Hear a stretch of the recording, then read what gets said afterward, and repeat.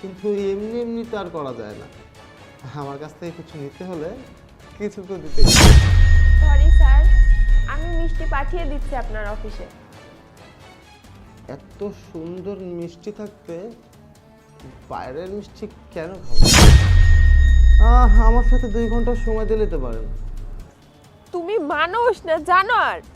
কি এমন কথা যে অফিসে না বললে বাইরে ডেকে আনলে? তাড়াতাড়ি বলো, আমার অনেক কাজ। এই প্রজেক্টটা তো অনেক সমস্যা, আমার একটু পরে হেল্প করো তো। আচ্ছা ঠিক আছে, আমি দেখবো না পরে। তুমি এক কাজ করো, এই চেকটা নাও।